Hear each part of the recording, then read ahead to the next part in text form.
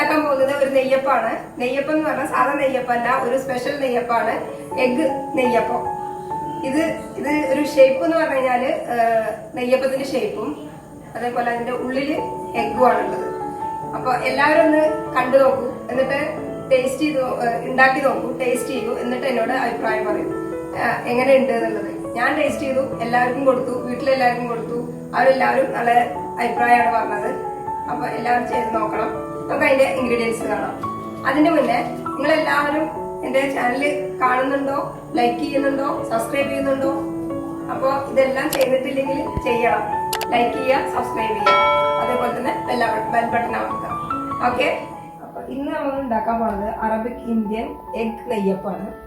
അതൊരു ഫ്യൂഷനാണ്, അറബിക്കും ഇന്ത്യനും കൂടി ചേർന്നിട്ടുള്ള ഒരു തരമാണ്. അപ്പൊ അതുകൊണ്ടാണ് അങ്ങനെ ഒരു പേരിട്ടുള്ളത്. എനിക്ക് വേണ്ട സാധനങ്ങളൊക്കെ എന്തൊക്കെയാണെന്ന് ഞാൻ പറയാം. ഇതിൽ ആദ്യം നമ്മൾ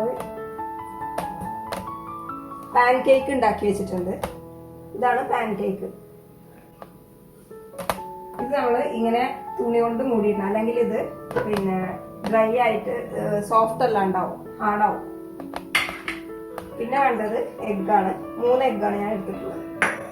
പിന്നെ സവാള ഒരു 3 എണ്ണം എടുത്തിട്ടുണ്ട്, മീഡിയം ടൈപ്പ്. ഇതിലേക്ക് ഒരു തക്കാളിയുടെ അര തക്കാളിയാണ്, ചെറുതായിട്ട് മുറിച്ചതാണ്. പിന്നെ ഇതിലേക്ക് വേണ്ടത് വെളുത്തുള്ളി, ഇഞ്ചി. വെളുത്തുള്ളി 1 ടേബിൾ സ്പൂൺ, ഇഞ്ചി 1/2 ടീസ്പൂണാണ് വേണ്ടത്.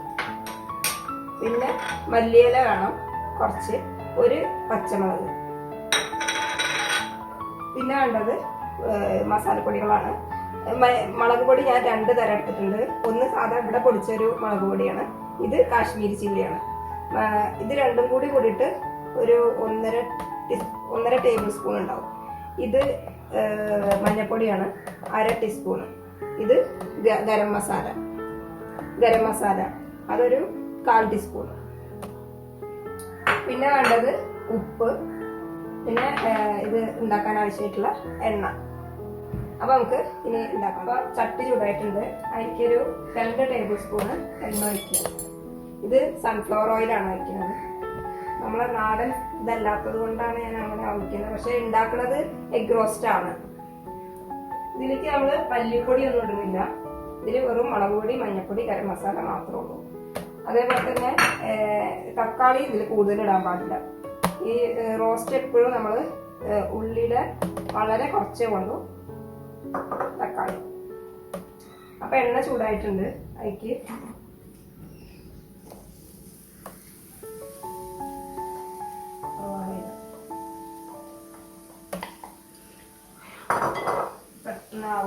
പെട്ടെന്നാവാൻ വേണ്ടിയിട്ട് ലേശം ഉപ്പ്.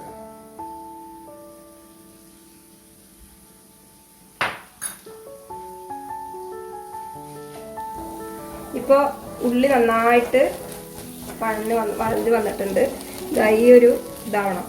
റോസ്റ്റ് എഗ് റോസ്റ്റാണ് ഉണ്ടാക്കുന്നത്, അല്ലാണ്ട് ഇപ്പോൾ സാധാരണ നോർമൽ സാധനം തന്നെയാണ്. അപ്പോൾ അത് പറഞ്ഞിരേണ്ട ആവശ്യമില്ല.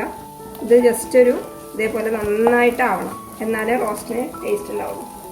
അപ്പോൾ അത് കഴിഞ്ഞിട്ട് അതിലേക്ക് ടൊമാറ്റോ ഇടുക.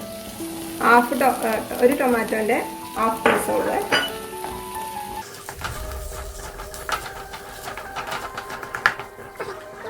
ഇതിപ്പോൾ നമ്മൾ റോസ്റ്റ് ഉണ്ടാക്കിയിരിക്കുകയാണ്. അതെന്തൊക്കെയാണെന്ന് വെച്ചാൽ സവാള 3 എണ്ണം, തക്കാളി 1 തക്കാളിയുടെ പകുതി, ചെറിയ തക്കാളി, എനിക്ക് തന്നെ അധികമായിട്ടോ, ഇത്രയും ഇടേണ്ട ആവശ്യമില്ല. പിന്നെ 1 പച്ചമുളക്, മല്ലിയില, വെളുത്തുള്ളി, ഇഞ്ചി, ഇത്രയും സാധനങ്ങൾ ഇതിലിട്ടിട്ട് വഴറ്റിയതാണ്. അതിൻ്റെ കൂടെ മസാലപ്പൊടികൾ ഇട്ടത് 2 തരം മുളക് പൊടി, കാശ്മീരി ചില്ലി ഇട്ടിട്ടുണ്ട്, മറ്റേ നോർമൽ ചില്ലി പൗഡർ ഇട്ടിട്ടുണ്ട്, മല്ലിപ്പൊടി ഇട്ടിട്ടില്ല, ഗരം മസാല കുറച്ചിട്ടിട്ടുണ്ട്, അതേപോലെ തന്നെ മഞ്ഞൾപ്പൊടി ഇട്ടിട്ടുണ്ട്, ഉപ്പ് പാകത്തിന്. ഇത്രയും ചെയ്തിട്ട് വഴറ്റിയെടുത്ത മസാലയാണിത്. ഇനി ഇത് നമ്മൾ എങ്ങനെയാണ് ഉണ്ടാക്കുന്നത് നോക്കാം. ഇത് പാൻ കേക്ക് ഉണ്ടാക്കി വെച്ചതാണ്. ഇത് വളരെ സോഫ്റ്റാണ്. ഇപ്പോഴും കണ്ടില്ല, നല്ല സോഫ്റ്റ്. ഞാൻ കുറേ നേരം ഇത് ഉണ്ടാക്കിയിട്ട് ഒരു 2-3 hours-ആയി. ഇതിപ്പോൾ നല്ല സോഫ്റ്റ് ആയിപ്പോഴും. ഇതൊന്നിങ്ങനെ വെച്ചിട്ട് മസാല കുറച്ചെടുത്തിട്ട് 1 ടീസ്പൂൺ മസാല ഇതിലിടുക. നമ്മൾ പപ്സൊക്കെ ഉണ്ടാക്കുന്ന പോലെ തന്നെയാണ് ഉണ്ടാക്കേണ്ടത്. കുറച്ച് മസാല ഇട്ടുക, ഒന്ന് പരത്തിയിട്ട് എനിക്ക് ഒരു എഗ്ഗിനെ കമുത്തി ഇങ്ങനെ വയ്ക്കുക. ഒരു പാൻ കേക്ക് എടുത്തിട്ട് അതിൽ നമ്മൾ ഉണ്ടാക്കിയ മസാല വയ്ക്കുക. അതിനുശേഷം ഒരു എഗ്ഗ് വയ്ക്കുക. അതിൻ്റെ ചുറ്റും അപ്പം തന്നെ ഉണ്ടാക്കി കഴിഞ്ഞതാണെങ്കിൽ ഈ പിന്നെ മൈദ പിന്നെ ഇതാക്കേണ്ട ആവശ്യമില്ല, അല്ലെങ്കിൽ ഇത് കിട്ടില്ല. അതിന് വേണ്ടിയിട്ട് മൈദ കുറച്ച് ചുറ്റും തേക്കണം. ഞാൻ കുറച്ച് മൈദ വെള്ളം കൂടി ഇതാക്കി വെച്ചതാണ്, പേസ്റ്റ് പോലെ ആക്കി വെച്ചതാണ്. അപ്പം അതിൻ്റെ ചുറ്റും മൈദ തേക്കുക.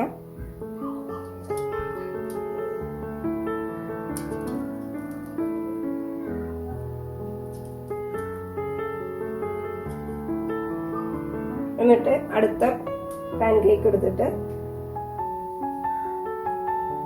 ഇതിന്റെ മുകളിൽ വെച്ചിട്ട്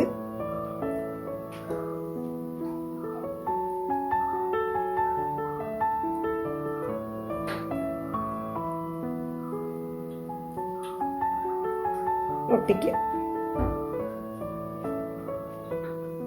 കണ്ടില്ലേ? ഇതേപോലെ വേണം ഓരോന്നും ഉണ്ടാക്കാൻ വേണ്ടിയിട്ട്. ഇത് ഇങ്ങനെ ഉണ്ടാക്കിയിട്ട് വറക്കണത് കാണിക്കാം. എണ്ണ ചൂടായിട്ടുണ്ട്, നന്നായിട്ട് ഓരോന്നായിട്ട് ഇടാം.